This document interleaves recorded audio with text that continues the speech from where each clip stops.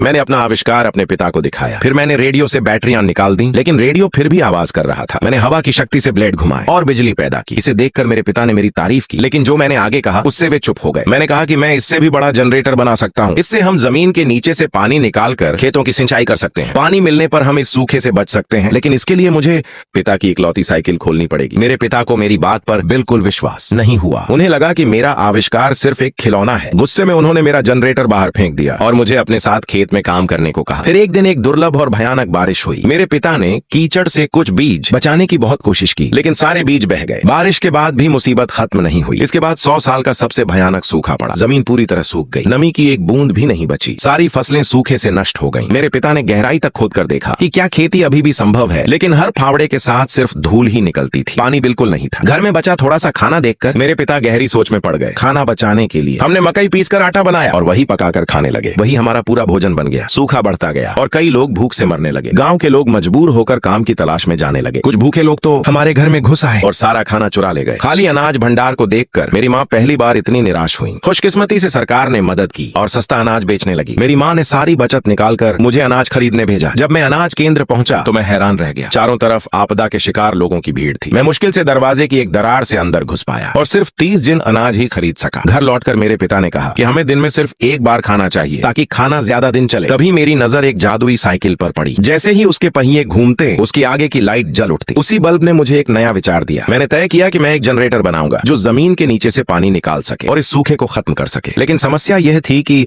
यहाँ कोई बिजली का स्रोत नहीं था। एक दिन फिजिक्स की क्लास में मैं ध्यान से नोट्स बना रहा था, तभी मुझे प्रिंसिपल ने बाहर निकाल दिया। कारण यह था कि मेरे पिता स्कूल की फीस नहीं भर पाए थे। पूरा गांव सूखे से जूझ रहा था। हमारा सारा पैसा खाने पर खर्च हो गया था। स्कूल की फीस के लिए कुछ भी नहीं बचा था। लेकिन मैंने हार नहीं मानी, क्योंकि यही मेरे जीने की एकमात्र उम्मीद थी।